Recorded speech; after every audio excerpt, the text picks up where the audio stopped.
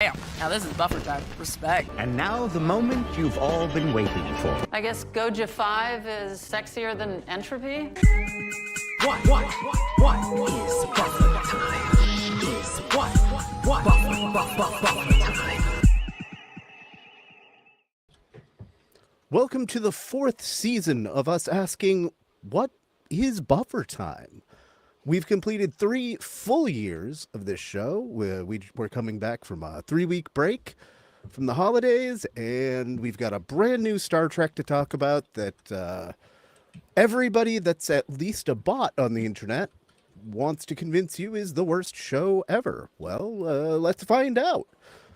Let's go around first, introduce ourselves. I'm Dustin from Best of Trek. My name is Vanessa, and I host a YouTube channel called I Love Bud Star Trek. I wasn't clever today, so I'm just plain simple Windgrace. I'm Ren from Ren Rants. My name is Gannon from a channel by the same name.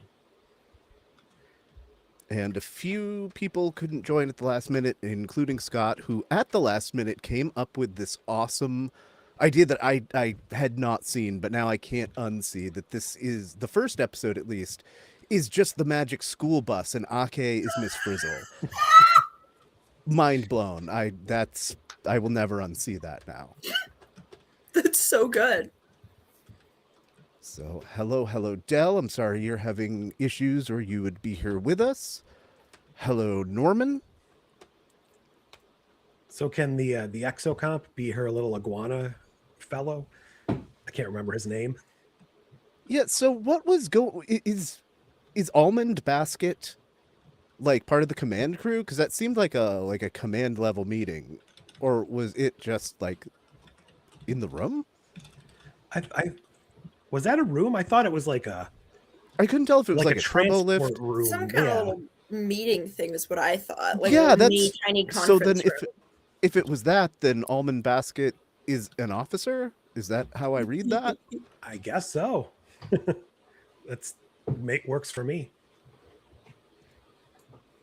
All right, we'll get into that in the second half. We're going to do both episodes. We're going to put 45 minutes each on them. We'll switch over after that. So I guess the first couple of questions I have here are generic to the show. Does the new 60th anniversary intro owe Lower Decks and Prodigy an apology? Where's my Cerritos? Where my Protostar?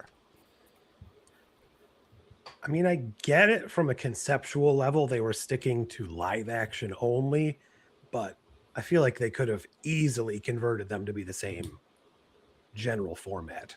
You're also forgetting scouts, whatever station they're in. Oh, well. That's true. Where they just have like a dirty sock or a rubber ducky just go in there real quick.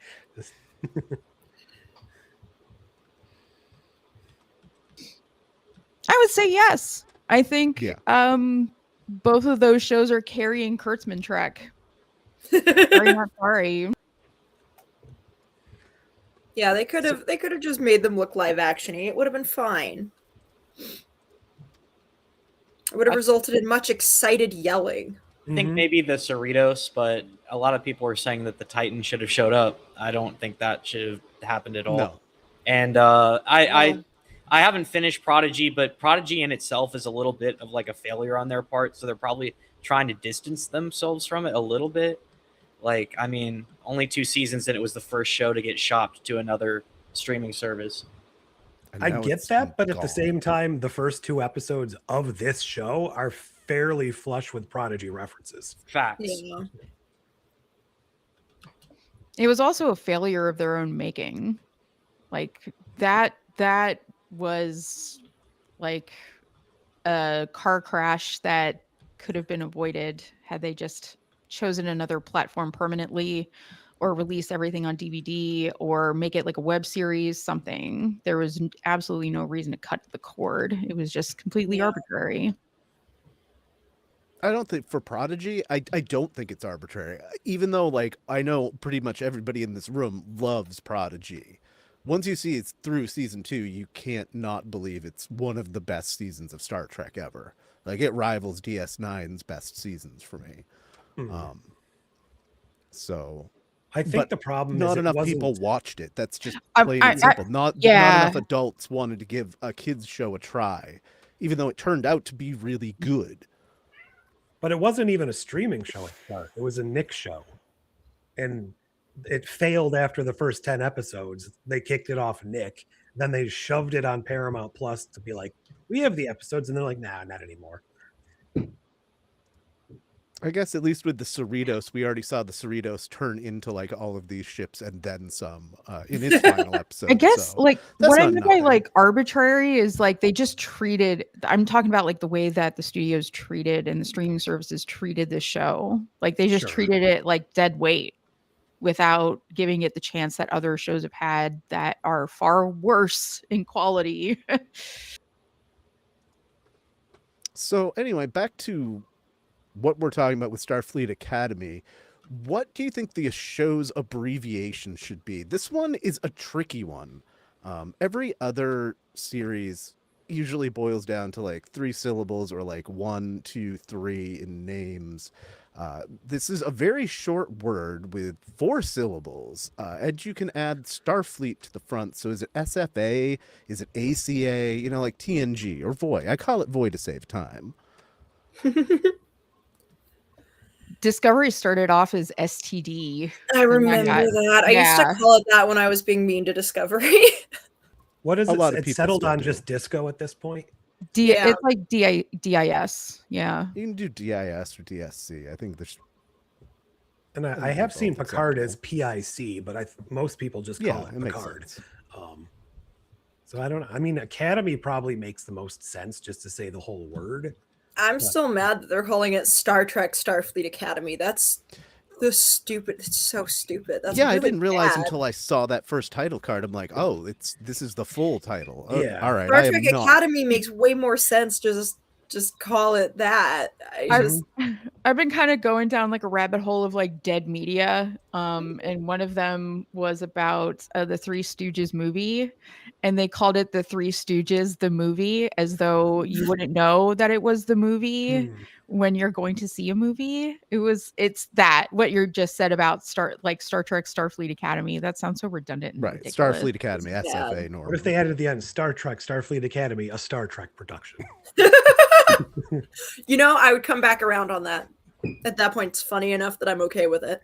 It's I just like Garth Marenghi's Dark Place. I like at that point. SFA because of the city that they're in. That Yeah, does I work. think so. SA is not a good abbreviation, so SFA is No, that's like off the table. That one's been retired.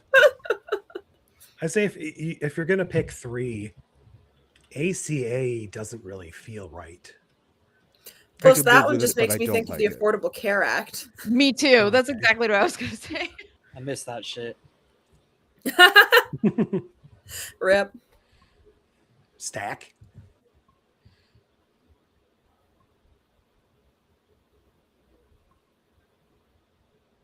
I don't know. So what do you think of the design of the USS Athena? It fucking slaps. It's kinda awesome. big. I love it. The wings, the way it like docks to become part of the academy is so cool. It's really good. As someone who's not a fan of most of the 32nd century ships, this is probably my favorite of them by far. It looks kind of like a soup strainer a bit on top. It does a little bit. But the wide shot is pretty badass. I like that. It's pretty neat looking. I dig the I'm- detachable wings that like Yeah. we've seen this in Star Wars where like small, even though this is not a small craft by any means, like we've seen smaller craft that pick up like jump rings and things in orbit. just so like- it's cool. Hey, part of maybe. Oh, sorry. Go ahead. Oh no, I apologize. A part of me just feels like no matter how advanced this 32nd century technology is, that is not a good use of space right there. Like, I mean, it's just got like an inner saucer and then an outer saucer. I don't know if that's the best use of space, but I can understand a ship that has to like come apart and transform into a school in San Francisco, how we might have to cut a little corners. Well, the way I understand it, what it is a best use of windows. So you can get more windowed surfaces. You got to think about how many times in like TNG we saw, all the crew quarters seem to be facing outwards, but on a ship built like that, they can't all, some of them have got to be interior rooms. So to maximize like window and surfaceable area. And I guess there are also like tactical advantages to that too. I remember like going through this with Discovery in the Ring, and I was like, oh, that's weird. But then I looked at it and I looked at a couple people's explanations, and I'm like, oh, okay, that makes sense, I guess. Yeah, I think it's awesome. Yeah, I guess. And I don't mean to harp on this point, but hey, like maybe they could have come up with an alternative fuel source or something and not rely on the thing that goes explodey when someone cries, or like find a workaround. I don't know. Well, that is a good point, because they're using the pathway drive in this. So what powers the pathway drive? That's just dilithium again? They should have done the pixie dust drive for everybody. I'm sad they didn't do it. At least have part of the fleet with it. Like have some variety. Destin, Oh, you're muted. Thanks. Yeah, it's got to be more than just warp, because they got from Bajor to around the Badlands to Earth in 15 hours. What so was the that's explanation way for more. not using the spore drive anymore? I forgot. They They just shut said down their the better program. thing that they thought was cooler. There's I think it's nothing cooler than the was- spore drive. It was like eco-friendly, ran on mushroom trips, and it was like pure transwarp that worked. Plus, Like I haven't my seen stellium anything better. network was sick. My only guess, like this is headcanon, because as much the exposition that I remember them giving it was just like, we're just shutting down the program, which makes this certain crew member kind of moot in use. Right. But like my guess is it's one of those things where it's like you don't want it to fall into enemy hands kind of thing. That's my only guess. Fair. Because they don't commit to like destroying it exactly either. So I don't know. But at the same time, that just makes Discovery the target now, because that ship's still active. It's just being refit right now. Like there's really no good reason not to pursue the spore drive. It's like the best transwarp that we've ever seen. It actually functions like you'd want transwarp to function. Like you just teleport wherever you want. It's Yeah, really overpowered. and not give birth to lizards with your captain. Exactly. Well, I mean, that might be a bonus. I mean, While I was watching Discovery, I thought they were setting that up like for the past, ever since they got to season 3. I thought they were just setting them up to share the spore drive with the future fleet. and the only thing I can Yeah. think of in canon is Kovich is putting a stop to it, because like temporally speaking, they're not supposed to have that technology or something. So he's just quashing it. I don't know. Boo, hiss. So we've gone through some of the easy peasy questions. Was the Federation sentence of Caleb's mom too strict, especially given the loss of 12 lives in furtherance of receiving stolen goods? You got to remember that part of it. I've seen a lot of people like, but the Federation, even in the times that we're talking about during the burn, wouldn't act like this. I'm like, well, 12 people died, and it's unclear whether his mom just received the goods after Noose stole them, or whether she was like, did he kill the guys and then she grabbed the goods? But my thing is, like, she was helping them get New Spraka, right? Like, that was her whole thing, because she's like, you promised you would help me, blah, blah, blah. So to me, that sounded like she was, like, basically doing a sting operation for the Federation at that point. So, like, why? That just seems, like, weird to punish her. I think she took a something deal wrong with a after the thing they, fact. like, knew was happening.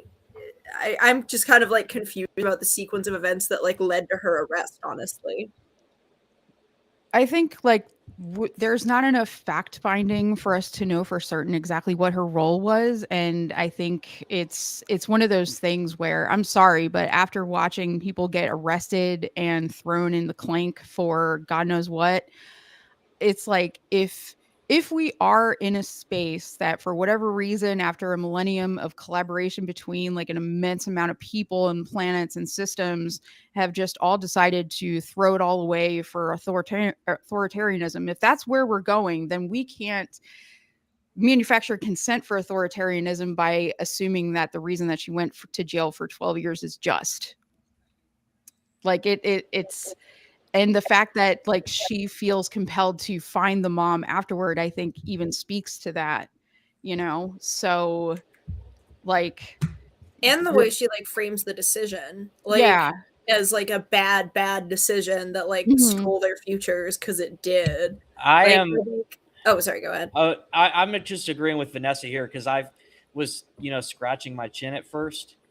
When I saw this, because it's just like, okay, you're separating a mother and child. That's a really relevant theme right now.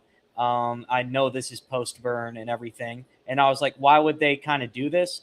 But the fact that they made Aki basically search for him for like over a decade, I think, or around a decade. 15 years. Just framed it as one of the worst decisions of her long existence. And then also, secondly, before I forget this, why does it feel like this series is doing Lanthamites infinitely better than Strange New Worlds? Like, I'm in episode 4 of Strange New Worlds season 3. She still has not done anything. Like, I'm on the 3rd episode and Scotty is doing her dirty work, like meeting up with the command staff. That girl does nothing. The lady, the Lanthamite from Strange New Worlds, she does nothing. But yeah. Hell yeah. Well, okay. So here, I'll even move it to another question that I had, which is, are Lanthanites all so super nostalgic?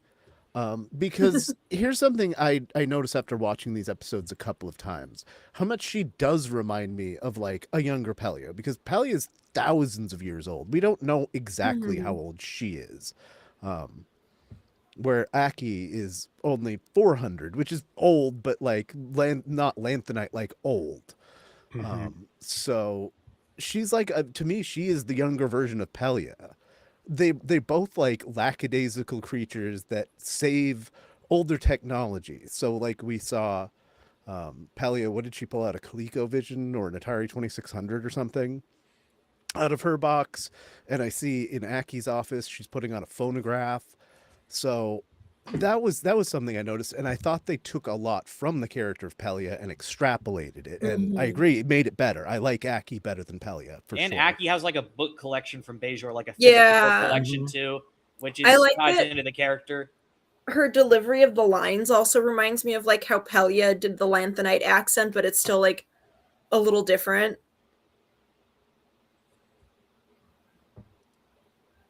Although I do get distracted by the fact that she's Mrs. Incredible as well.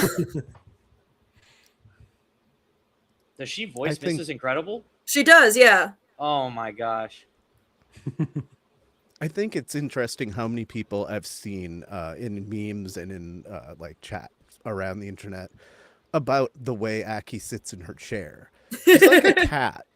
And I'd have to ask, so like if the captain in the show was a Cation, would you have a problem with the Cation like curling up and like I would expect enjoying that. their seat? I would be disappointed if they didn't. She's not a human, so it's just different cultural norms. It's also like a very big ass chair. Like she's very petite, and that chair's fucking huge.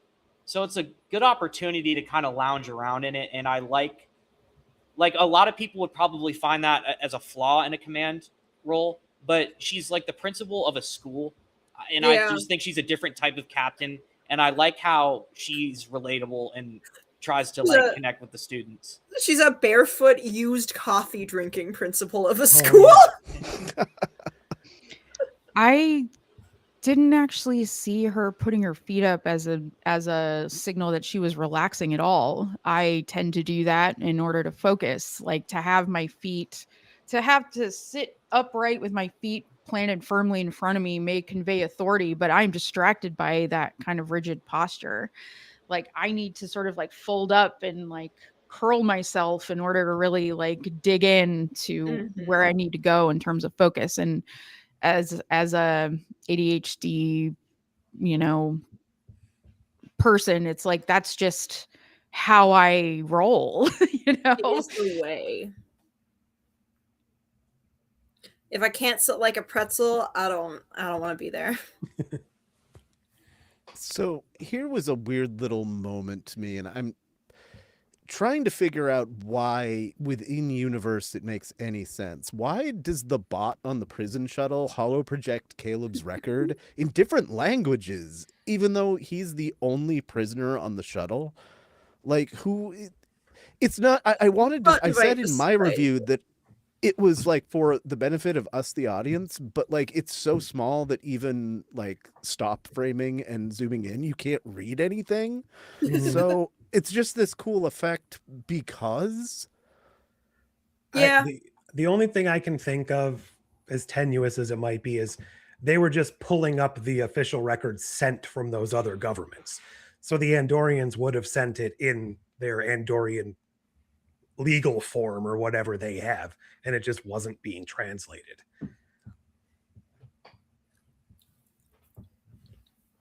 Yeah, I think in addition to expositing to the viewing audience, it's just sort of like trying to impress on us, like, look, he's a criminal. He's really a criminal, real criminal person. It didn't like, really even, his record didn't even sound that bad, to He be does honest. crime. Yeah. No, He it did didn't. some And theft. that pulls up another like weird thing about this, which is like he's essentially doing non-violent offenses throughout his long and extensive criminal career, ones that are, you know, born mainly out of desperation and survival, and suddenly he's in a situation where he's not in a, you know, survival type of thing, but he escalates to violent crime on a dime and mutilating people. It's like wild. I really like this show.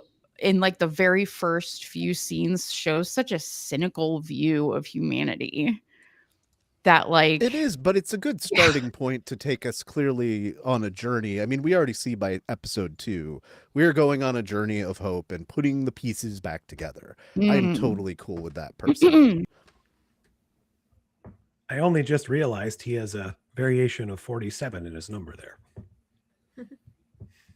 It's a 7-4. It's a backwards. Oh, 47. the 7-4s. Yeah, there's a whole website that like has gone not only on the 47s, but every 74 reference. Like, come on, guys.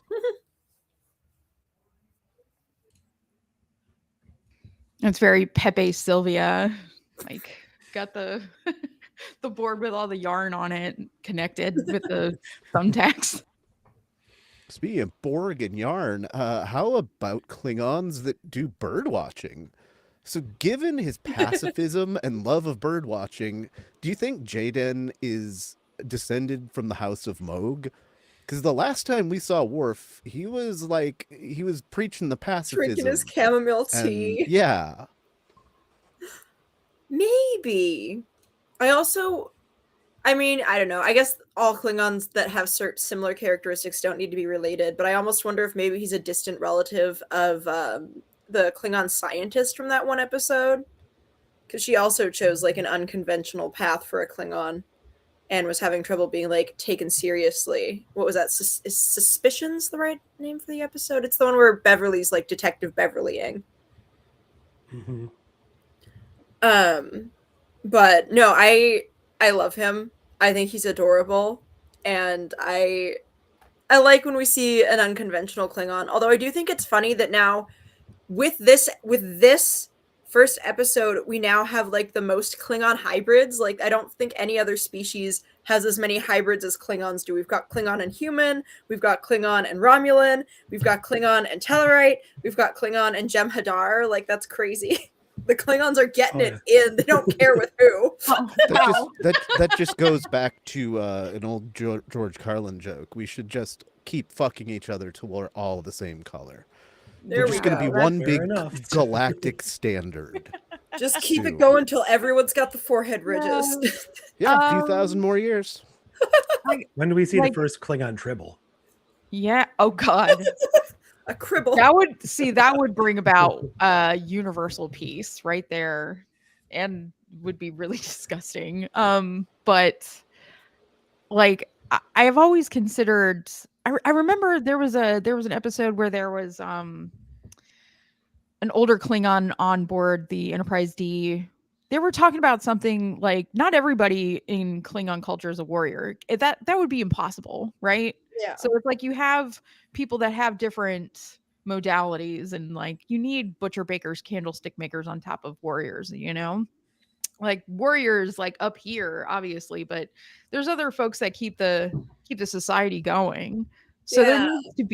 there needs to be like a Schroeder somewhere in there. There needs to be somebody that can smell the flowers and play some Klingon songs or something. sanitation engineer. Yeah. So I enjoy, but it seems as though his family expected him to sort of follow in their footsteps of being a warrior, and maybe that's what the big issue is.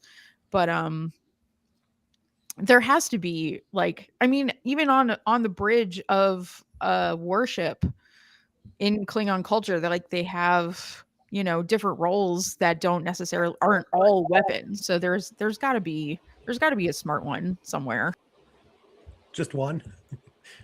Okay, now here's an example of something that like I've seen a lot thrown around this week, where people are like, but the Jem'Hadar, they're sexless, they're asexual.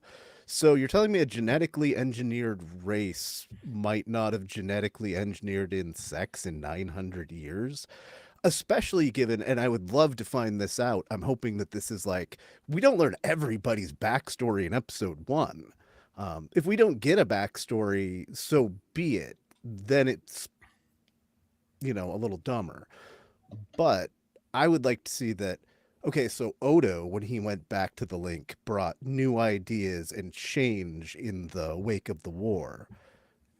And maybe they, like, released the Jem'Hadar and gave them sex or something. I'm sure there's some rational explanation there that we just haven't gotten yet.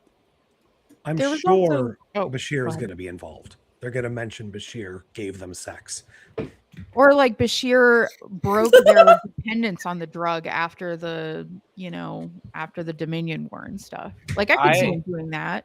I personally question if there ever was like a pure Jem'Hadar female. I think that it will be a flaw if they don't give us a good explanation. And like obviously the how good the explanation is really matters to me as well, because this is a bold thing to do, to have the first Jem'Hadar like be a main cast member back in the series.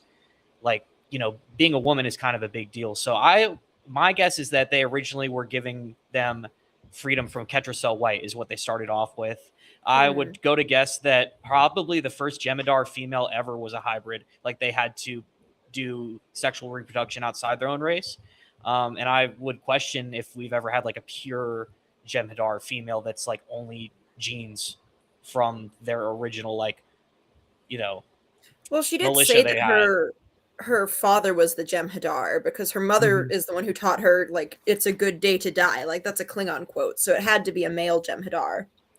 Yeah, and if that you're going to created mix any other race with the Jem'Hadar, I mean, the Klingons are the first ones on that list. They were both really fascinating, especially the Jem'Hadar of the Klingons the last time we saw them. They were always fascinated by their warrior spirit. And I'm sure if they got to know each other, the Klingons would respect the Jem'Hadar's way of doing things for the most part. like too. that. So it fits. They did show a lot of respect for each other, especially with Worf. But did they both fit is the real question. I don't know if it was like respect so much as like, how there's like this, deprivation of affection among men, and they get into football teams and sort of like bash their skulls together, and that's how they get physical contact or whatever. I felt like the same thing was happening with Worf and whoever he kept fighting and when he was in prison. It was just like, we're seeing each other eye to eye, and I see something in you I connect with, but instead of like connecting genuinely, we're just gonna bash our skulls together until we make love, I guess. Get the pain sticks. Ooh. And I guess I'm just really not thinking too much about the whole Jem'Hadar Klingon thing because I genuinely like her. Oh yeah, she's awesome. She's so like really good. I haven't had to ask a question in like I was going to 10 say, what minutes. was This our is great. question 20 minutes ago? It was about the House of Moog. I think we're going to find out that he's descended from the House of Moog. We'll find That'd out. be really cute. I Even hope if he's so. not. He's a Rosenko, Everybody's he's a got nepo Alexander in him. baby. That would be like the House of Moog lasting for that long would be incredible. Just of that Like, same lineage, at least. Well, that'd be actually like It's kind probably of not still poetic. the House of Moog, but After all the time they tried to erase it, to like be one of the longer lasting houses would be kind of cool. yeah, I mean, Worf was chancellor for all of like 5 seconds, so he's at least a footnote in the history of, you know, when they do those weddings, like they have to remember him and his like chancellorship and the daughters that need to get married. You know what I'm talking about, right? With Martok's wife and that whole thing she put Jadzia through. Anyway, huge tangent. So, what do you think happened to the Doctor that he's now nobody's mentor, even to a fellow photonic? This I was bet my 7 of 9 biggest died. issue with this season. Like something happened to him, and if we don't get an answer to it, I'm going to be really upset. I mean, hasn't he had to watch his human colleagues die for Yeah, like I over feel like the 9 Voyager crew generations at this dying point? bummed him out. Voyager and the Protostar crew. 'cause he Yeah, seemed a yeah, little they're all iffy. very Those dead. kids by are now. dead. They're all dead. I also just came up with this earlier. I'm wondering if something happened in the burn. Like, was he on one of the ships that blew up and he was just floating in space for 50 years till someone rescued his emitter? Oh, that's interesting. You guys see how much Robert Picardo's like defending this series on his Instagram? I really appreciate it. Oh, that's cute. As he should. He's That's very really good. he's It's good I stuff. like how he's defending it. I love him. I've seen a lot of him in Stargate Atlantis as Mr. Woosley, and Aw. it's just really good seeing him in anything, really. Yeah, he's awesome. I'm glad they decided to make him like the Voyager EMH and not like just an EMH that looks like him.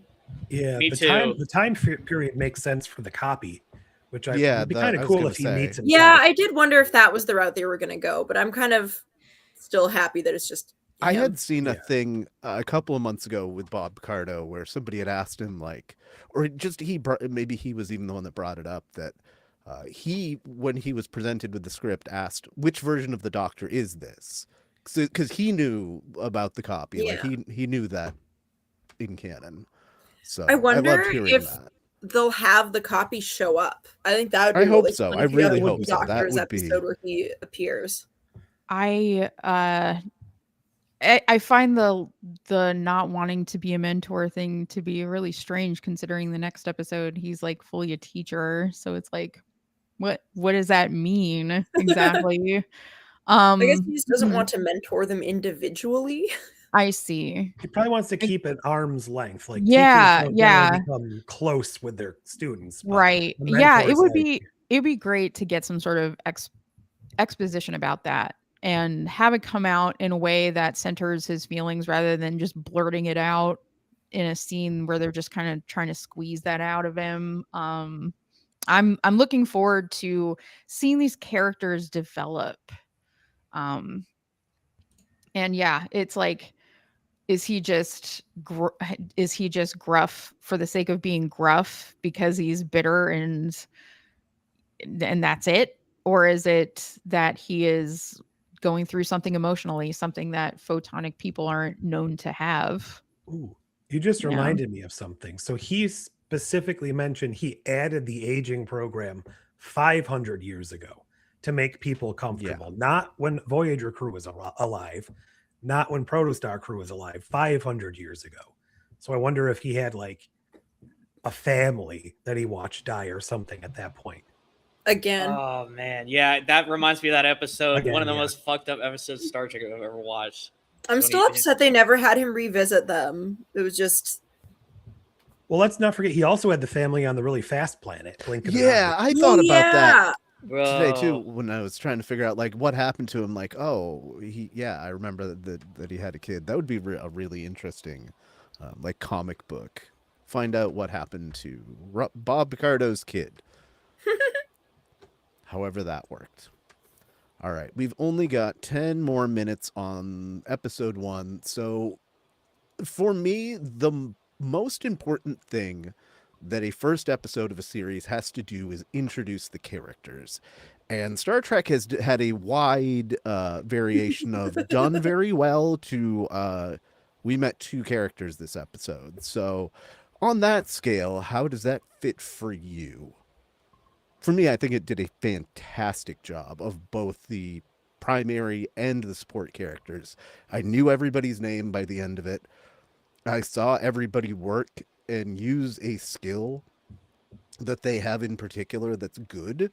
So I know a little bit about them. Great. It did exactly what I needed to do on that level.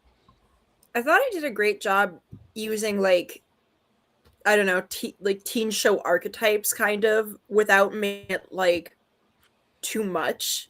Like, they were still distinctive characters, but for example, like Darum, the minute he was introduced, I'm like, jerk with a heart of gold. He and Caleb are going to be besties by the end of the season, no doubt. And like, I like them all. I thought they did a great job with, like, you know, being economical with like introducing everyone and giving them like just enough time to like get established without like cramming too much into the episode. I thought it was really nicely focused and just gave us what we needed. And I care about these little guys and what happens to them. Sam is my favorite. She's baby. She's so cute. I agree with Who Cares Bear down here. That, yeah, I had pretty low expectations going into this. I mean, I try to give everything a fair shake. I try not to watch too much of the like speculation before an episode comes out like this, like a first episode. Mm-hmm. So I guess we talked mostly about the kids, but I think Paul Giamatti was, I mean, he's a good actor, so I knew he was going to be good, but he was nailed it more than I thought he was going to be from just the little clips we got to see from the trailer. He was actually more of a well-rounded, well, I guess well-rounded is not great because he's like off the wall, but he's more nuanced, I suppose, than I was expecting from just the guy from the trailer. He's so fun. He seems to be having an absolute blast, like devouring the scenery. Yeah. No, I like him. He's really solid. I like the weird little like circusy music motif that goes along with him too. Mm-hmm. Yeah, he's got his own theme. I love that. And so far as like introducing the characters, I have a really hard time personally getting past the wall of criminality that they wrap around Black main characters. They seem to do that in Charisma Track quite a bit. I don't really understand why we need to have people of color have to prove themselves to be good as price of admission of being the focal point of a show. They did this in Discovery as well. Josh also mentioned Picard with Rafi being drug addicted single mother who abandoned her child. I just find it really repulsive. That framework is like really not the kind of tone that I would wanted from something, especially right now when we're having like people's families torn apart on a daily basis. Shot in the face for no reason. It's like, I agree with that. Like, he could still have been a jaded troublemaker if he went to Little Bloom's Academy. Like, he could have been trying to escape from school sometimes and like getting into mischief at school without being like a literal criminal in prison. Right. Or very strange to do that twice. Like, you can do it once and get away with it, but twice? Yeah. 2.5 times, including Rafi, like with like Tom Paris, he was just a scamp, you know, an army brat. And it's like, no, this Caleb gentleman has to be a violent mutilator that needs a second chance. At least now he's a lovable rascal, but like right. The intro was wild. I agree with that. The intro of his character was probably my least favorite thing about the show. I was like, why? It's like they top loaded his like wrongs so much that it's like really difficult to sort of reframe it within Hannibal Lecter mask. Sort of like have fun. I was just gonna ask, do you think he's more Bane or Hannibal Lecter? I would say Hannibal Lecter, Hector. man. Like he chewed a guy's ear off like Evander Holyfield. It's so wild. Like they really like went so far with like making him a violent person. And then he's like a rapscallion the next episode. It's like whiplash. Like what? Yeah. If I knew that my roommate literally mutilated somebody and is basically there as I'm sorry, but Aki is indulging in blackmail. Essentially, like you stay here or else. That's essentially the framework she's working with. Either be here or go to jail. It's essentially a suspended sentence. Well, she does at the end of like, is it the first or the second episode where she's like, you can leave or you can do community service for nearly blowing up the ship or whatever. Yeah. Like, yeah, that is essentially repeating the exact pattern that she established at the beginning of the first episode, where it's like, I dangle the sword of Damocles over you to get you to do what I want. I hadn't thought about this connection. Yeah, it's like the Janeway Paris. yeah. Hey, you want to It is a get out of similar jail free relationship. card? Not free, but Yeah. Like I like their relationship as the episodes go on, and I like Caleb's character. I just really wish they didn't do that weird choice to introduce him by having him be a prisoner like again. agreed. All right, so less than 5 minutes. Here's something. Really, I think there's two questions I want to try and get in here. So the cadet that swallowed her badge, will she wash out before the end of the season? No, I think she's gonna make it. I think she's gonna have one of those like overcoming and getting better at things stories. Like the red alert scene had me kind of hysterical. Yeah. Red alert! I don't know about Red that one. alert!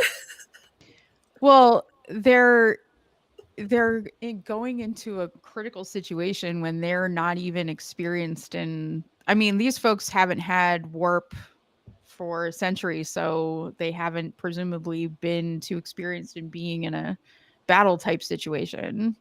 No, her reaction was totally believable. It was just really funny. Yeah. But it shows you like how far we've come coming out of the burn. This is not the era of Wesley Crusher, where he didn't even get in his first try because they are so strict and he's like a child prodigy. It's weird we Also- didn't see a Benzonite in the series, to be honest. Like, Not yet. that would have been a great alien to add to the crowd. Mm-hmm. One thing I'm going to give just a general shout out to is how the world feels alive. And there's so many different types of characters just coming and going in corridors and in the background and the different bots. I mean, there's this one really badly composited scene that I pointed out in my review. But otherwise, like going forward, especially into the second episode, I really liked the coming and going of different types of people and bots. It was pretty seamless. Okay, so the other thing is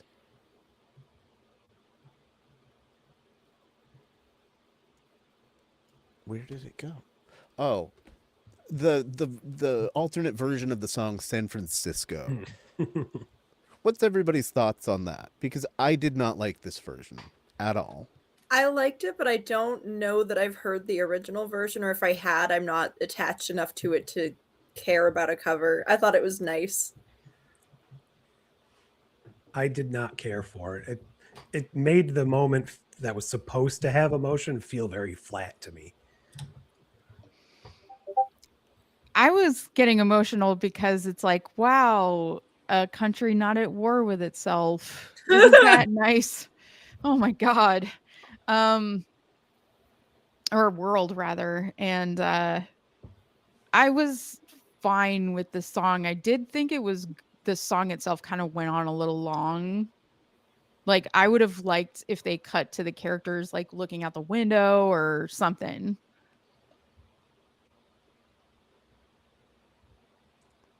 All right. Is there anything else about episode 1 that anybody wants to specifically talk about before we do our out of 10s on that one and then move on to episode 2? Do you guys think that it's odd that the dots are being used like in this century? Like that was Discovery technology that they brought over from, Discovery season 1 and 2, and they like have the same design. Did Discovery really just like start a trend of dots? I'm assuming something like that. There's a couple anachronistic technological things that they haven't really explained, like the mobile. They're still using regular hollow emitters on the ship, but they also have this fancy programmable matter. So I don't really know where their They can technology make the Doctor lies. a body, probably. Yeah.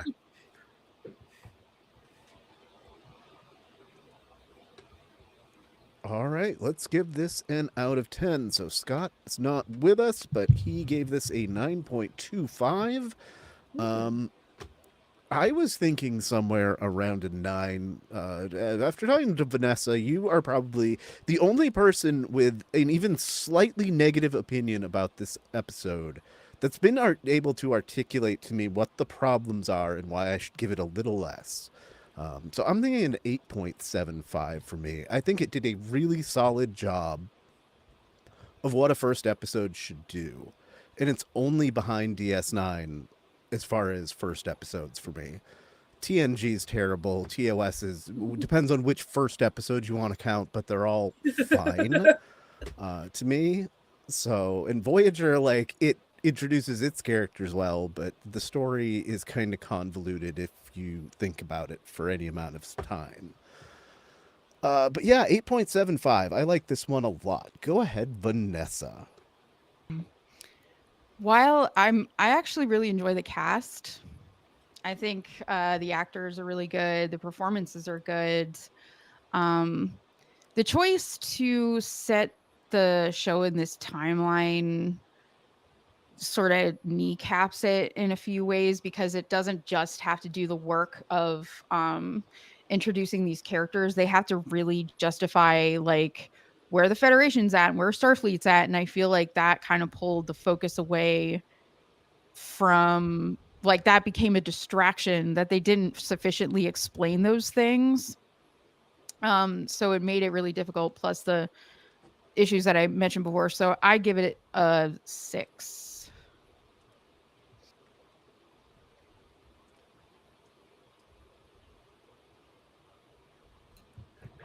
So I do think that this exceeded my expectations, is probably even too low. I tried not to judge it too harshly before it came out, but just the general premise of this show has never been one that I thought would be like my favorite type of Star Trek. I think they bridged the gap well. We didn't really touch on this too much, but by not setting it in a stationary school, by giving them a school that's also an exploratory vessel where they can get practical hands-on stuff. They can travel between space. Presumably, they'll go to Beta Z at some point because of what happens in the next episode. So they can go where they need to go and still have the school with them, which is sort of like what they did with Picard, where he always wanted to study. It was just in the holodeck. But I do think it did a good job with the characters. The action in the first episode was, I liked how they tied in their early introductions of the characters with how they solved the problem later on. I thought that most of the new cast, with the villain, at least Paul Giamatti, was pretty good. I'm still not sure where we're going with Aki as far as her backstory. I have a feeling her lost son is going to actually come up in the story at some point, but maybe that's just wishful thinking for me. The hardest thing I have to rate this is I like to rate series on other episodes of its own series, and we don't have that yet. So I probably am going to give this, I guess, around an 8, with room to grow depending on how the rest of the show goes. I really liked it, and I thought I was gonna like it. I like teen and like college age dramas. I think they're fun. And I thought this show did a fantastic job in the first couple episodes of giving us like just the right amount of like teen drama. You know, we've got a couple of love triangles cooking. We've got, like the awkwardness, and I just think it creates such a great opportunity to like show us the Federation through brand new eyes, right? Like they're still learning everything, so I think it'll also create a lot of good opportunities for like the classic Trek morality tale to show up a little more. And I really like the new characters. I think they're fun. I think it was a good choice to mostly cast pretty unknown actors. I think the only one who has like a significant amount of credits to their name among like the cadets was the one playing Genesis, was in Sarah Michelle Gellar's show Wolfpack. But they're mostly pretty new actors, and I think that was a really good choice to like make the show feel more fresh. I love the design of the Athena. I think it absolutely slaps. I liked just there was so much to like about it. I do have some of the same problems with it that Vanessa does, but I like everything else so much that I'm still willing to give it like probably a 9. It was really good. It really exceeded my expectations, and my expectations were not low.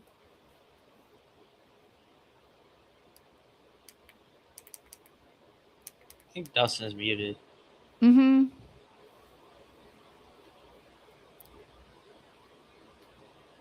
Is it my turn? Yeah, go ahead. Okay. All right. I will give it a 6.75. It's a oddly specific score, but I just have to compare it to how I like enjoy the hundreds of other episodes of Star Trek. If anybody knows me in this call, I was extremely prejudiced against the show. I was extremely skeptical. I thought that it was going to be bad, and it just completely wrecked my expectations because I actually had fun watching these 2 episodes. A lot of fun. And yeah, I'm going to give it a 6.75. There are very few flaws, and I didn't even really notice flaws my first watch through, maybe just minor criticisms, but it's really fun. And I actually really like the cast. I thought that maybe they would annoy me a little bit, but I like every single one of them.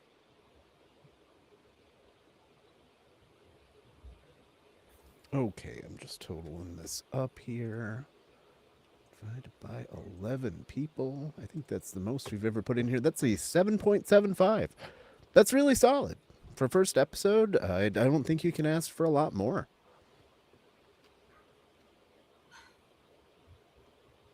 All right, episode 2. So when last we left our friends, they were sitting down in San Francisco, and now we are into the Trek 90210 portion of our day. And I know that was thrown around a lot. I didn't believe it from the start. And episode 1 didn't seem like we were going there. It seems like we're already going there, but with some taste. For a teen drama, I don't think it's terrible.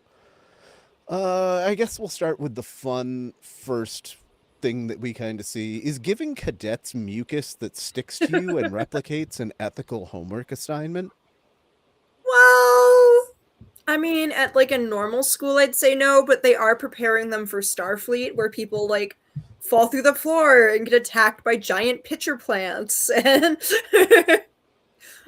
turn into various creatures occasionally. So I feel like it's effectively preparing them to handle a bunch of dangerous and questionable materials.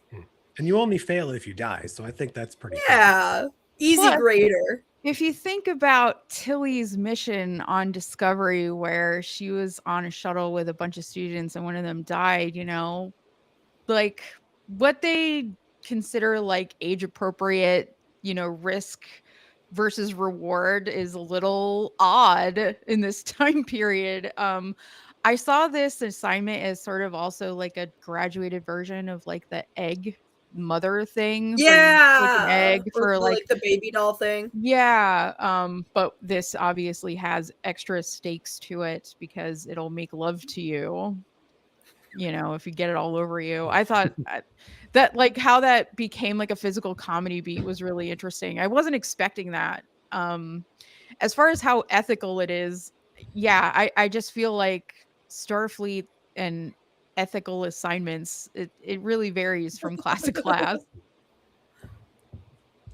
just pray the hollow emitters aren't down again, so that Oh, the yeah. random hologram can show up and spray you. Also, like Picardo mentioned that he wanted something even more aggressive, or Oh, later in the yeah. episode, where he's like, we could have gotten, a culture with like more oomph or whatever. So Oh God, the very short treks. Oh, yeah. That's no. You're absolutely right, Del. My head did not go there, but I try to forget that those are a thing that exists. At least they're not real canon. They're just supposed to be fun, and they could have been. What a nice idea. Executed mostly poorly. There was like 1.5 good ones. And the sad part is the guy who made them is like, I have so many ideas for a second season. Well, we're never going to see those. So Wow, I feel like you blew his wad on the first season, literally in some of the episodes. So anyway, here, distraction, Boothby Memorial Park. I have no So question, cute. just hooray! F in the chat for Boothby.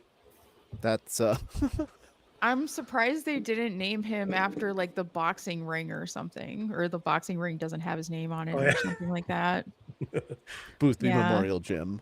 Yeah. But no, that makes more sense. Have him like it was his grounds. Memorial Yes. Park, I think, is more. Yeah. Was he a fitting. groundskeeper or was he just a guy that was just there? They called him the groundskeeper. Oh, that'd be He was a hilarious. bum rack. He was just a guy wandering around and they just gave him a position. Exactly. He I just hope left- they should have holograms of him. Anytime someone steps on the grass, he just pops up and goes, "Get off my lawn." Wow, that would be like the perfect joke to add to this. I was surprised by how much humor there is and how much it like works in the subtle ways. Like I had heard that Stephen Colbert wasn't even cast till just like months ago when the rest of the show was basically all done and in the can, and they just added his parts in over stuff. And it's like it really works. I love just the little tiny bits of humor, or like the dot bot squeegeeing a window in this one and like laughing at Oh yeah, Cole that was for good. eating the wrong fruit. I love the little moments. What about all the little? I noticed it more on the second time. All the little things have the Star Trek like jingle. The garbage can. Anytime Colbert talks, it's like the little TOS sting. I didn't notice with the Colbert thing. I did notice only on my second view the trash can, and yeah, how it plays the little few notes of the motion picture or TNG intro. Yeah, like the little chiming noise when he's about to make the PA announcements, like a few notes of one of the Star Trek themes. I think. I it's mean, come TOS. on, a trash can with a tractor beam. That genius. I love it. I also love that he missed without it. He thought he was so cool, and he was just right over it. Yep. Yeah, like the fan service was a little cranked up to 11. Some of it was like, all right. Some of it was really great, like Rock Talk. Yeah, that was one of those Yes. creatures. That was, and Peanut Hamper just made me scream. Oh yes, almond basket. Rock Talk is a brickar. Yes. And yeah, fucking almond basket. Is Also, almond also, basket yeah. a mathematically perfect name? It is. There's no way to improve on that. That's the best name.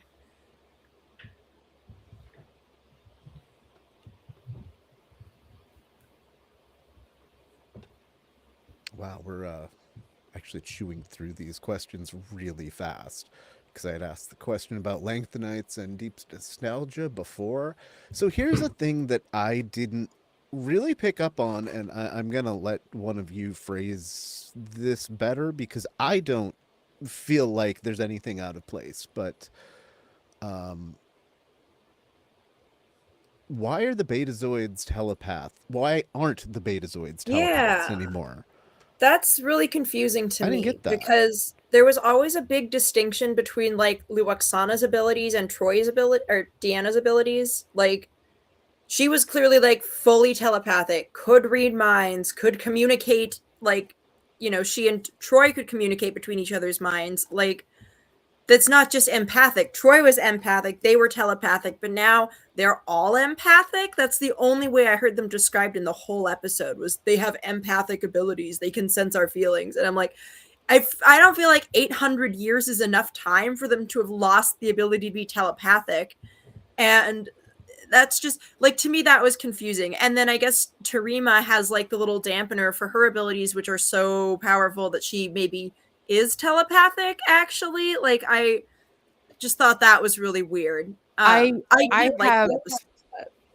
have serious misgivings as to whether an amped up empathetic ability is telepathy. You know what I mean? I don't know if it was really like on the spectrum of telepathy to just feel feelings. I just think that's like what happens when you're interbred with somebody who's not a betazoid. Yeah, that's what I thought too. Yeah, and yeah, I suspect, unless we get some kind of exposition, because this empath whatever is gonna pop up later because they're in the war college, which is this whole Well, and weird Occam's thing. his roommate, and he presumably has Yeah. regular abilities. But it sounded like he also had empathic abilities, because he was just saying, oh, that person has good intent, which is a vibe that's similar to what Troy would say. So it's like, yes, I also was glad that it also wasn't like endemic to Betazoid physiology. It was just like this person happens to be deaf, and it doesn't have to be like a thing. And Yeah, that people was can awesome. communicate with them, and they have a droid that can interpret for them. Yeah, that was nice. Fun seeing this actor again, because he played Cameron's father in Emmett's father in Switched at Birth. His character's name is Cameron. And so it was just nice seeing him get another role that's so different. Yeah, and I like that it's not the first time we've seen deaf representation in Star Trek. But it's just nice. I feel like we've been seeing more and more like deaf actors in other shows too. Like we had a deaf actor in Doctor Who last season, and that same actor got her own show called Code of Silence, where she like lip reads for the police. But it's just, I don't know, it's just nice to see. Remember when we had a blind actor and character in Star Trek, and they filled him with corn eggs and threw him off a fucking cliff and replaced him with, and I wish you didn't remind me. Replaced him with this old woman that we barely see half the fucking show. But anyways, to answer the previous question, I honestly think about how difficult this script would be to write, the way they wanted to present it, if even a handful of these Betazoids had actual mind reading capabilities. Like they wouldn't be able to do the that is why basic diplomacy shit that they're doing, the back and forth, because if you could read somebody's mind, and especially if you are like a prejudiced leader who's set on one way, you're probably going to dominate these back and forths, you know what I mean, and take advantage of it. Well, is it prejudice or is it healthy skepticism? Yeah, one thing that was interesting though was in TNG, in The Loss, apparently they had considered making Troy losing her powers permanent because they were so sick of having to write around her powers. So I do kind of wonder if that's what happened with the Betazoids, where they're like, well, empaths we can write around, but if they're full on read minds, that's like a whole thing. Because then she would never have that plot point with Caleb where, you know. Yeah, that's true. She would have just read his mind and known about his mom. So I just think that for multiple reasons. Then you got to put something in the text that explains why they're empathic. You can't just do that and go, well, if they're telepathic, it would be too hard, because they were telepathic all of TNG, and yet somehow their solution is just not to have Betazoids around very much. I agree. I think it's a flaw. Mm-hmm. I don't think they finished explaining it, because we have to have the whole backstory of her power.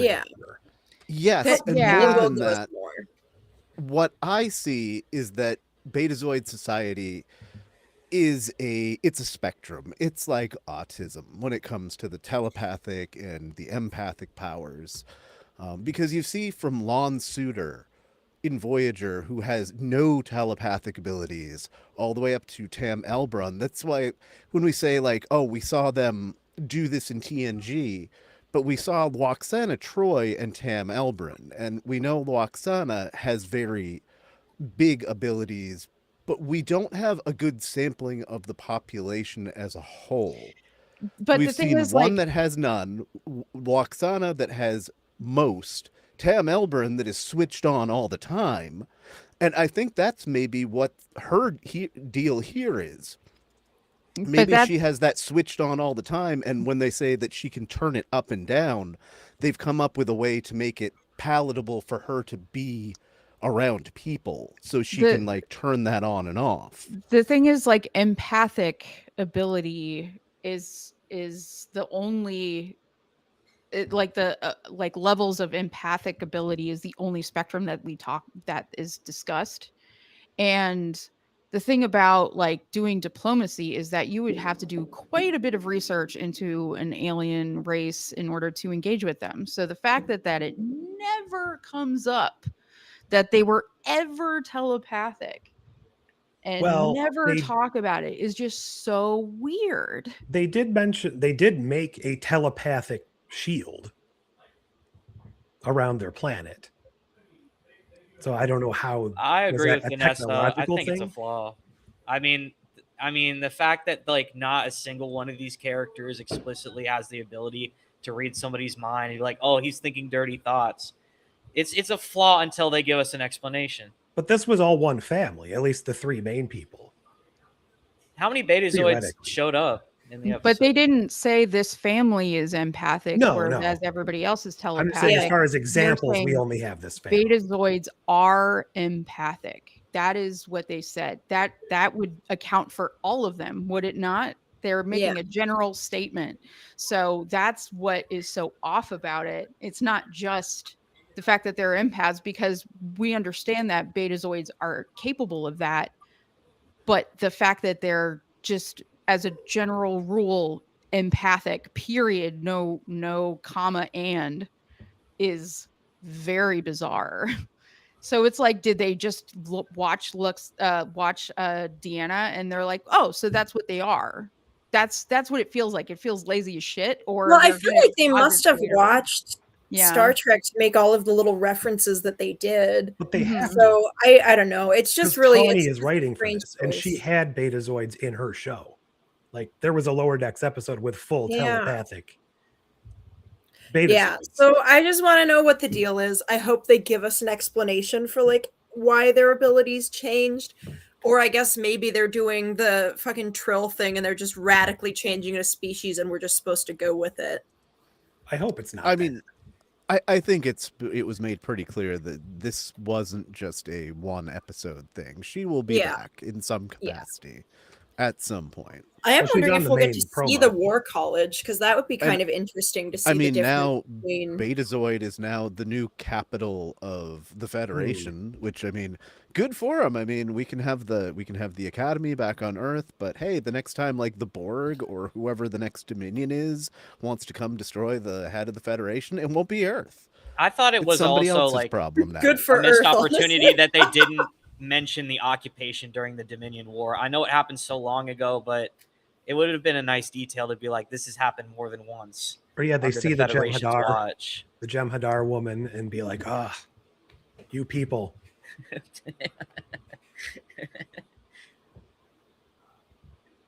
Is Jet Reno the greatest teacher in Academy history? I know it was said that like Tilly is going to become the most like longest tenured teacher, but wow, Jet Reno, holy shit. She was great in Discovery. She's even better in this, I think. This is her role. It was pretty fun watching her dress Caleb down a little bit. Like,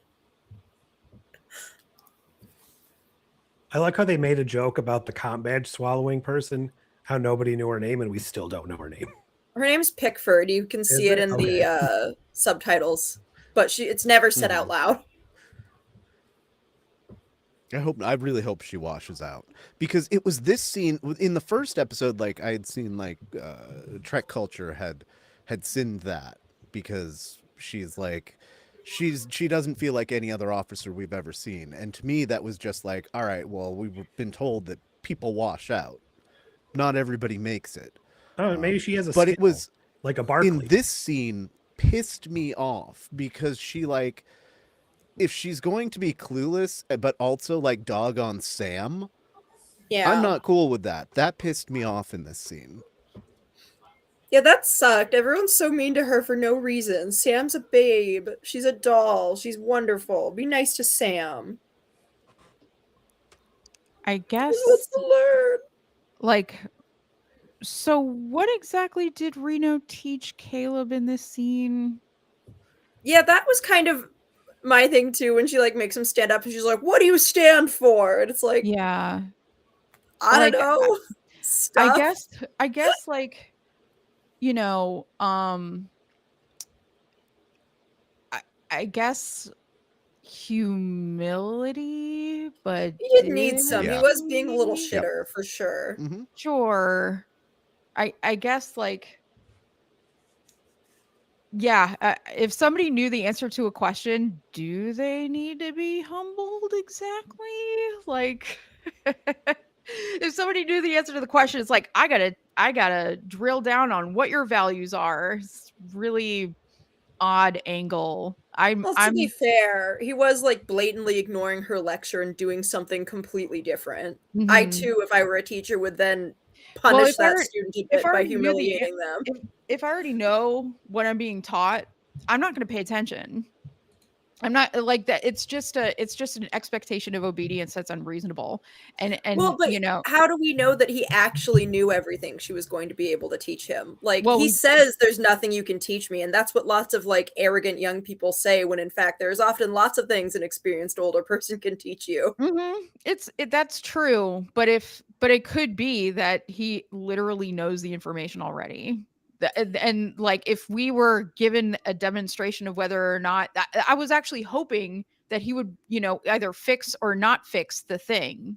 But then Oh yeah, that would have been good if he tried to fix it and failed. That would have exactly been kind of nice. So but the slapstick thing got in the way. So that was like as interesting as that was, I would rather him actually demonstrate or not whether or not he actually had the information and was just But if he can fix the projector, that doesn't actually mean he knows much at all about temporal mechanics. And then my follow-up to that would be like, where the fuck did he learn about temporal mechanics in a meaningful way? This guy doesn't even have a bed. Growing up, he's never been to school. He spent most of his time like in and out of various prisons from the sound of it. What the fuck did he learn advanced temporal mechanics? Like, I don't buy it. The sort of like inference here is that through criminal activity, similar also to oh god, Picard's son, it's like I'm scrappy and I just know shit kind of guy. It's like they keep writing this character over and over and over again. And so like but yeah, if that's the inference I get, that he's like, rough and tumble, he's lifted himself by his bootstraps his whole life and everybody can't tell him anything. And it's like, I guess he picked up temporal mechanics along the way. Oh, the reason why is because it alludes to the first episode when the tachyon burst was the thing that announced the arrival of the thief to the Athena. I think that's how he knows. That's my guess. That's how you get to and from that's your getaway, is tachyons. That's how he knows. That's my guess. So here's a weird one that I'm still not like clear what happened in this scene. I mean, who the fuck is Gideon S. Turner? I know. I like looked it up to see if that was a name I should know, and it's like, nope. Right. Just the first thing I did was go to Memory Alpha, and then Memory Beta, and then just general Google, and coming up with nothing of any real substance. And then what I'm still trying to figure out is the banter back and forth between Caleb and Tarima. Were they just like making up stuff about this person, or is this person really that famous? But it's like somebody that we just about him. I couldn't tell if they were just like riffing off each other, or if like this person's like super famous and it's just somebody that was in between like here like the 24th century and the burn that we've never heard about.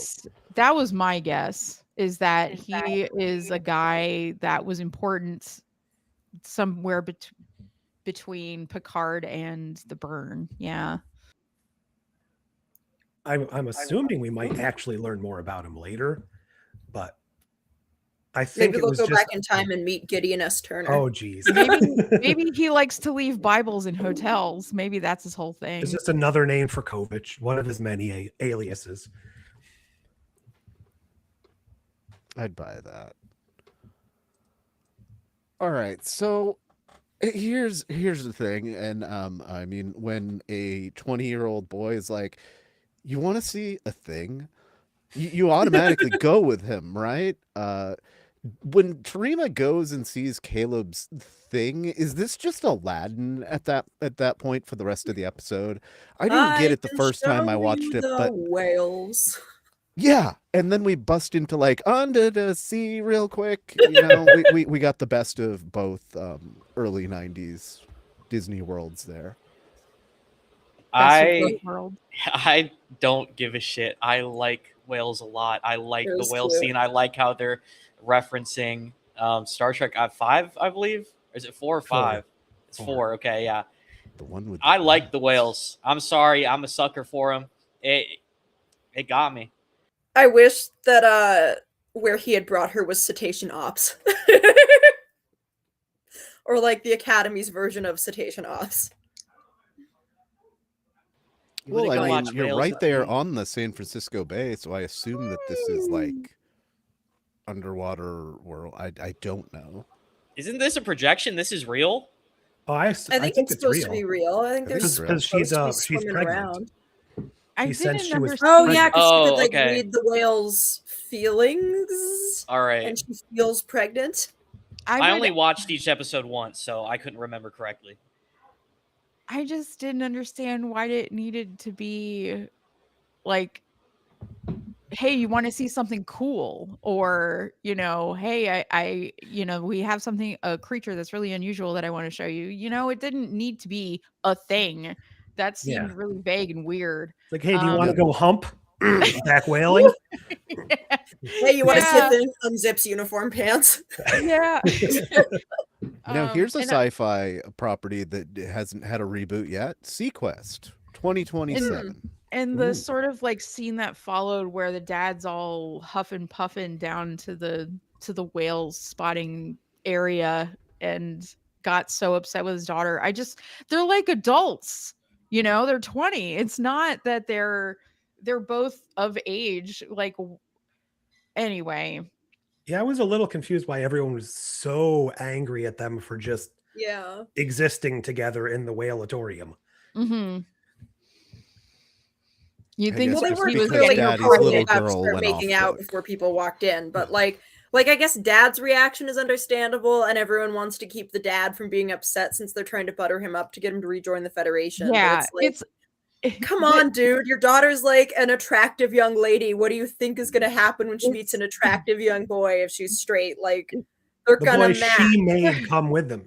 She picked him out of the crowd and like, no, yeah, she chose him specifically. So that's the thing. It's like she's like, okay, I don't really give a shit what people wear, whatever. But like the way that they're dressing her is of somebody substantially older than they're treating her. They're kind of having them sit in this odd age window where they literally refer to them as they literally was 6 when he lost his mom. They referred to them as children at the start of the episode. They're like, "Oh, we're going to bring kids," and they're not kids. These aren't children. I don't know. I think 21-year-olds are kids. One more thing they are to not take into consideration is that the actress all. really likes to dress that way. If you follow her on Instagram, she dresses like that a lot. Okay, so whatever. But I'm saying like they're cosplaying as older people, but they're treating them like children, and they keep calling them children. Yes,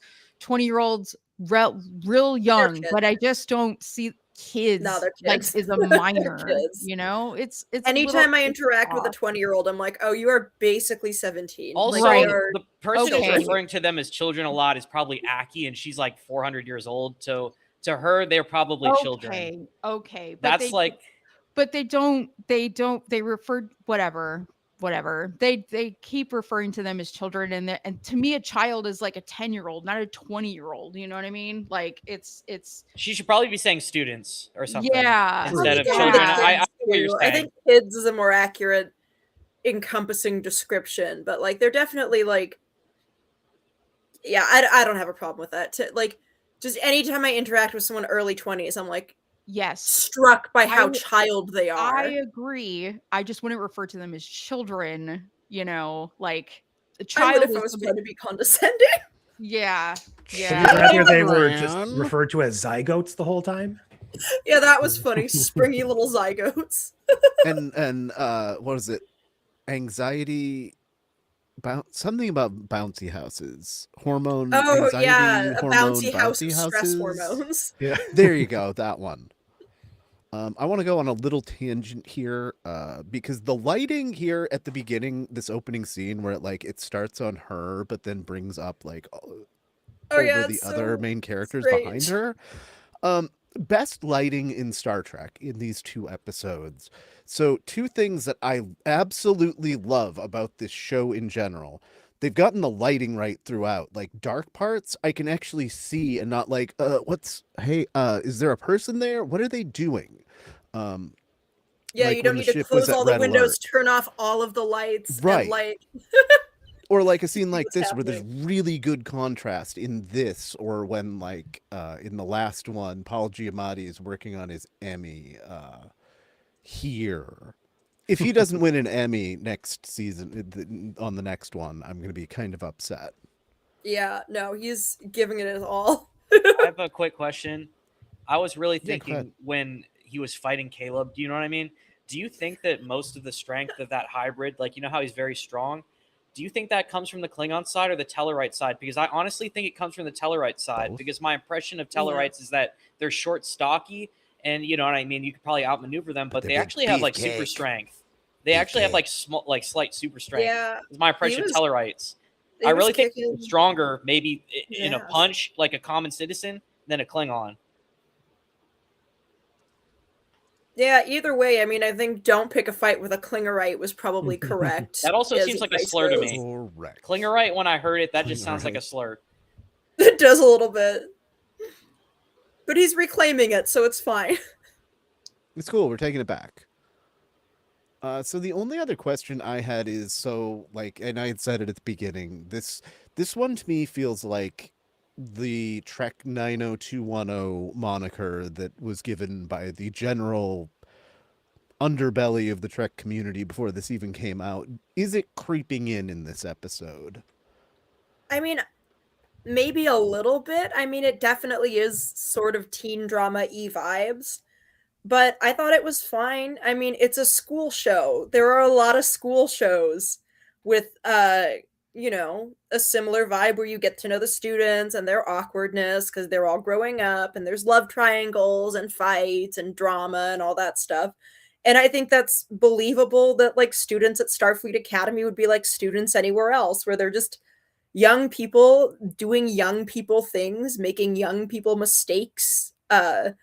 Honestly, it's nice because it makes it so much more believable when there's a stupid fight between characters and they just need to talk to each other. I find it much more believable that the 20-year-olds won't talk to each other than I do when you have characters that are like in their 40s and are in a stupid fight because they won't talk to each other. So I thought it worked really well. I thought it was like just the right amount of teen drama DNA, but it still was distinctly sci-fi-y as well. And yeah, I agree with Del. It felt more college-y, which makes sense because other than Sam, I think most of them are supposed to be more college age, right? Like she's programmed to be 17. He's 21 because it's been 15 years and he was 6 the last time he saw his mom. And so I assume they're all around that age mostly. And so that, yeah, made sense to me.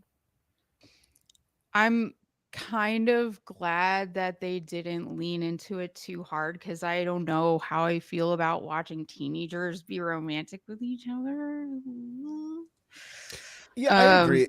I think this one struck an okay balance because at least it had like this decent thing about the Federation and Betazoids. Can I get like a clear answer on this? They're not really teenagers though. They're like college age, all of them, right? Yeah, Like they're between yeah. 19 Right, and like Most of them, I 22. think, 22. are 19, in I their guess, early technically a 20s. teen, but like, let's be real. Like, none of them are going to be 16, 17. These Yeah, are I all think adults. Sam is the only one that's few of supposed to be them. like programmed to be that age. And also another thing that I was thinking about watching the episode, actually I thought about this while I was using the restroom at work. And I was like, hey, not all aliens age the same. So like what is Oh, the that's a good age at point. which other aliens are allowed? Like there's got to be some species that are maybe allowed at age 4 or Ooh, at and age 80. also, You know what I mean? do you have to be young to gets go in to at the one. academy? Like, can you have like late learners that decide they want to get their commission when they're like 40 and they go to the academy? Like, is it like college Some of in them that got to be way? old as hell. Yeah. Yeah, because you see some of those ensigns on like the Enterprise D that are like 50. So they're probably I gonna always, be Yeah. late. I always found the Kess thing really weird because it's like, why does it have to go in that direction? Why can't it go the other direction? Why can't she be like a really old person that happens to look a young person? Why does she have to be 4 and look? Yeah.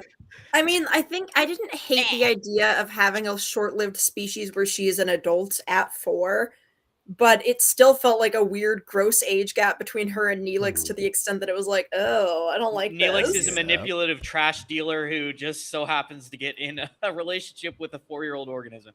Yeah, It's that Yeah. part was no good. I like the A original 4-year-old concept. organism who was like dependent on him because she was like lost on the surface. Dude, a 1-year-old, she was 1. Oh and, yeah, like, she Oh, was shit. like, even if you she was, like, convert, barely even if you adult. That was convert, gross. because Oh, she man. turns 2 in season 2. That's true. But that's yeah. that is literally a whole other. That was thing. supposed to be the whole premise, though. Is the Yeah. entire 7-year run of the show was supposed to be her whole life. But, And it worked Yeah, out it, that it way. would have been less creepy if by the end she was still there and like Old as hell. she's the cougar to Neelix. Anyway, But no, I liked it. I thought it was fine. I was excited for like Trek college-y teen drama or whatever, and I thought they pulled it off. I just like them just sort of figuring things out, just having feelings and trying to figure shit out because you one day you may find yourself chewing some guy's ear and the next you're giving a tour to some Beta Z lady.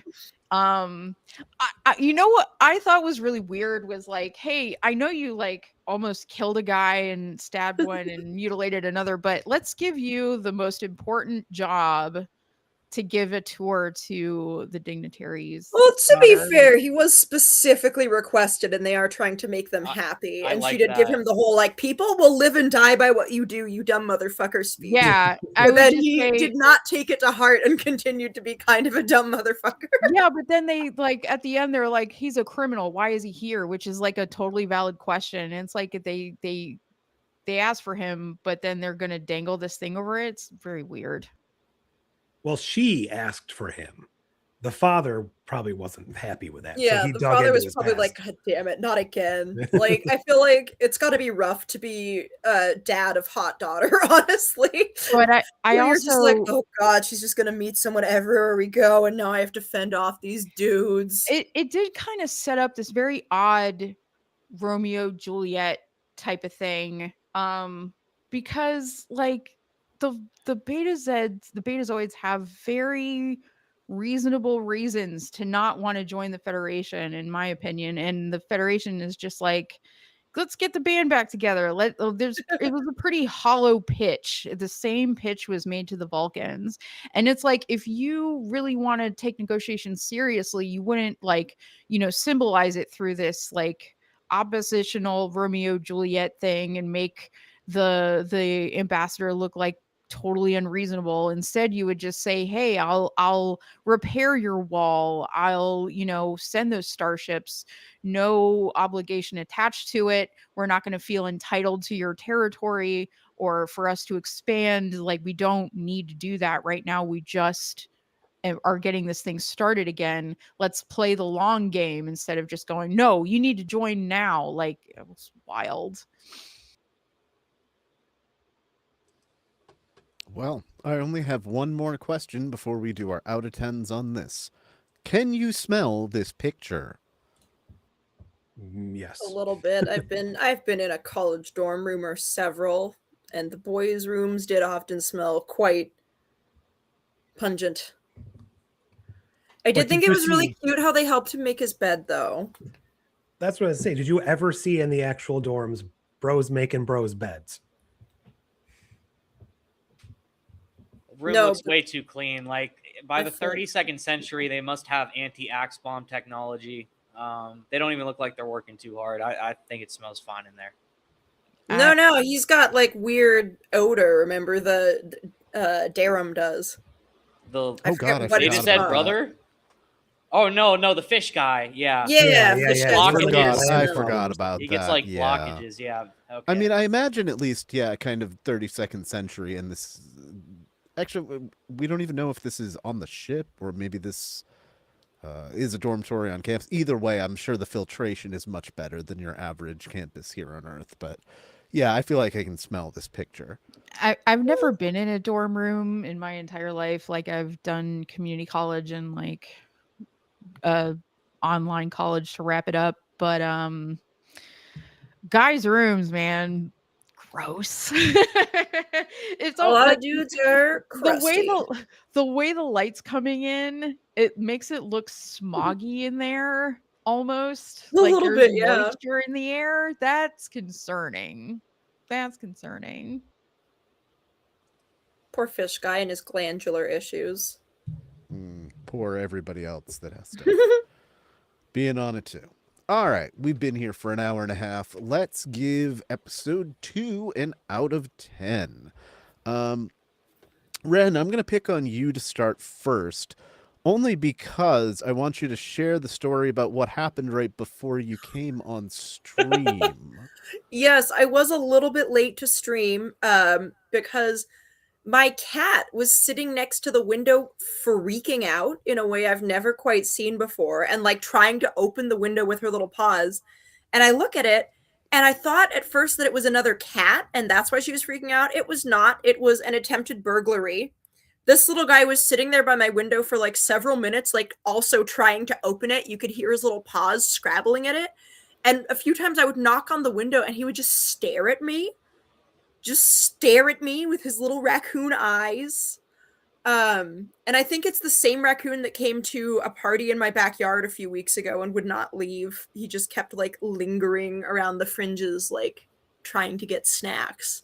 Ren, that's one of those over the hedge raccoons. Like that thing is Yeah. plotting to steal your food and empty your cupboards the moment you're distracted. So Yeah, I almost watch opened out. the window when I thought it was a cat, and now I'm quite glad that I didn't. You could Because say no to that face. it was really cute. Part of me was tempted to open the window and see if he stayed that friendly, but I also didn't want to have to go to urgent care with a raccoon bite, so he stayed outside.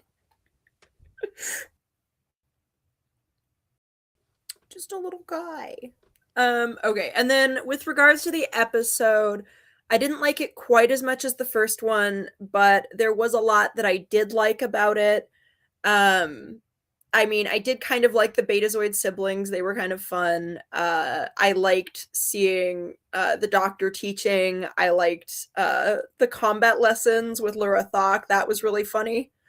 I liked the temporal mechanics lesson with Jet Reno.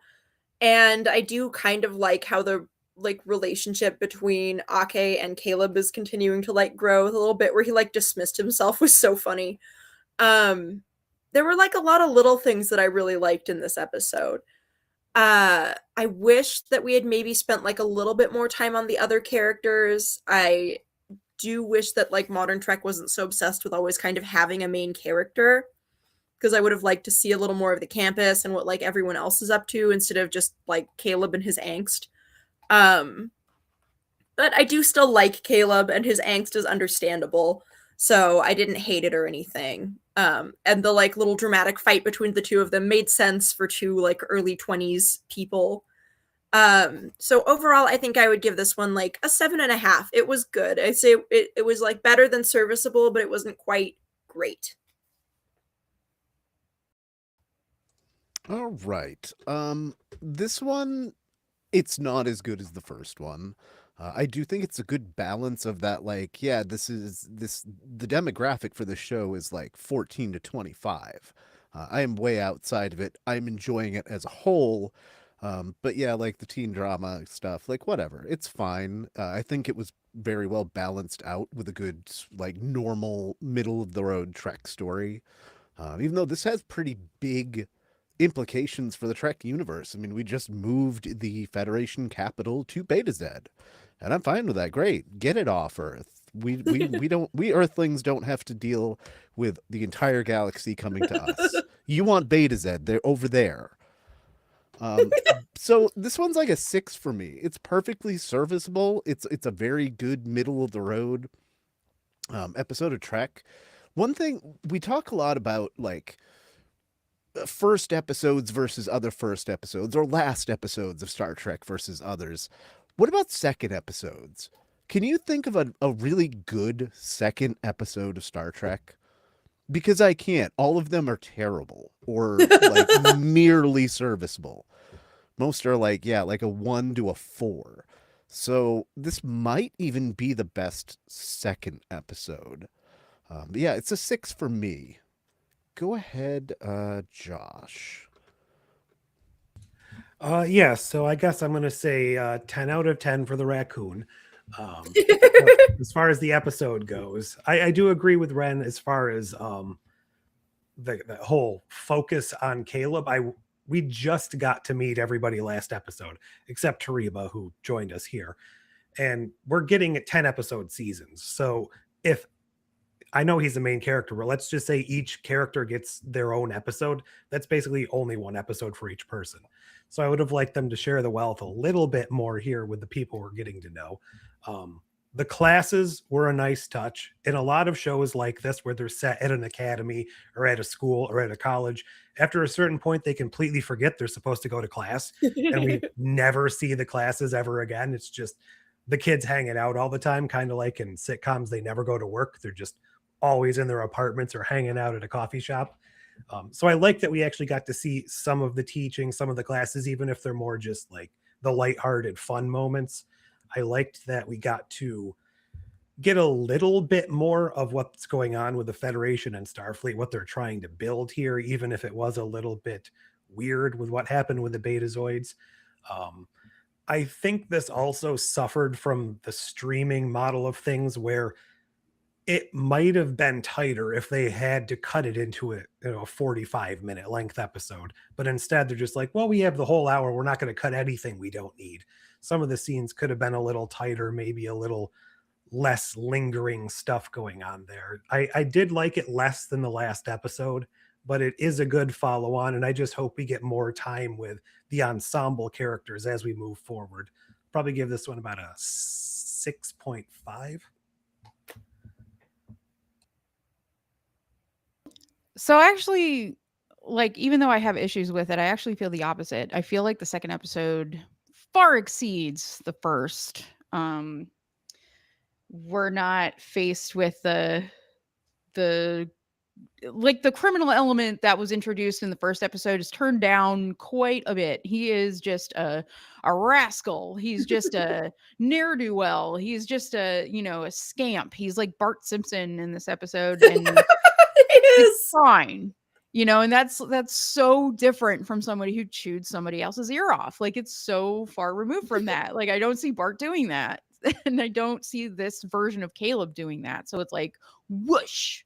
So the Betazoid retcon is so bizarre, and there's got to be an explanation attached to that. And like Josh said, we have 10 episodes.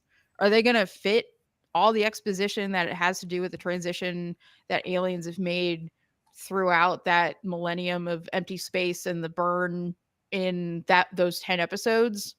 that's the limitations of the sandbox that they're playing in, because there's a lot of things that are different about this time and place, but they're not going to have the time necessary to dig into all of that. But beyond that, I didn't mind the teen romance tension thing, not teen, but college age romance thing. I just liked getting to know the characters at sort of a natural setting. We're kind of at a low stakes episode aside from the Beta Z territory expansion thing. But I don't see the Federation justifying its existence, and this would be a prime opportunity to do that. Why we need to expand, why Beta Z needs to trust them, why they should let their walls down. They're like, well, kids hope for the future. That is not a strong argument. That's just a moral, righteous, empty, hollow sentiment. That means nothing. They can join Starfleet if they want to. That doesn't mean the wall needs to come down. You know what I mean? Like, it just seems silly. They're clearly not captive there, you know? By virtue of being at the academy during negotiations. Anyway. Mr. Gorbachev, tear down this wall. Yeah, it was very much that. So I give it a 7. Entertaining, but there's a lot of holy holes in there.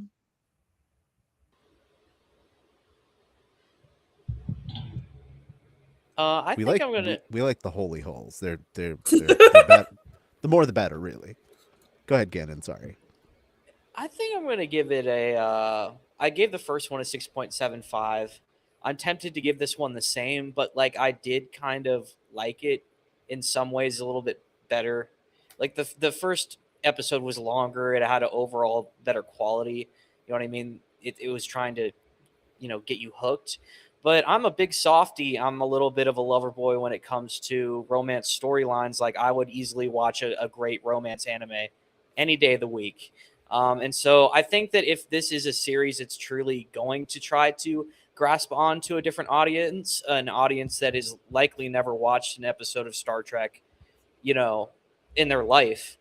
Your brain kind of does need to go on autopilot, and my brain went on autopilot so much that I didn't notice the Beta Zeds weren't really indicative of their characters. And I agree with Vanessa that if they don't give us an explanation for that, then that it's just another example of them kind of transforming canon in a little bit of an unhealthy way, in my opinion, where you just kind of just totally disregard shit. Like, as much as the Gorn are kind of entertaining in Strange New Worlds, it still rubs me the wrong way that, I mean, it's a little bit of an, fuck you to canon.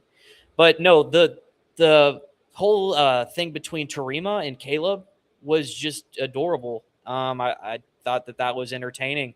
It just set my brain on autopilot. I think that Terima is lovely, and that the whole my captain thing where they like stood up at the end to try to influence a decision, it moved me a little bit. And so I liked this episode. It was fun, and again, I love whales. So there's just a couple things that make me like it in a biased way, but I think it's a fun episode. And then another thing I agree with Ren is that it shouldn't focus so much on Caleb and Tamira. Like, we should get a little bit more insight to the other characters.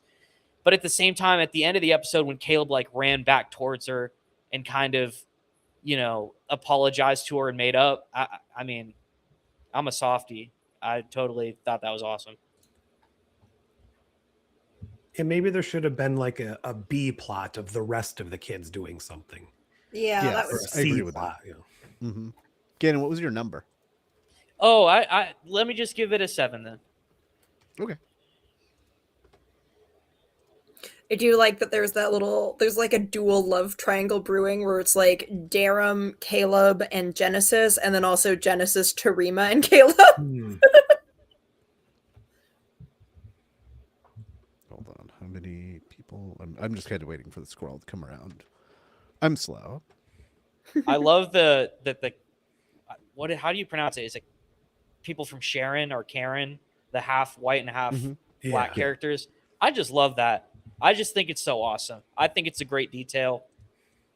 And do you guys see that picture of that alien I posted in spoilers? What is Yes. that? I don't know what it actually is. I joked it was Blanca from Street Fighter, but It's the scariest shit I've seen in a while, and I don't know. I missed this, I guess. it's like a green dude with orange hair or something.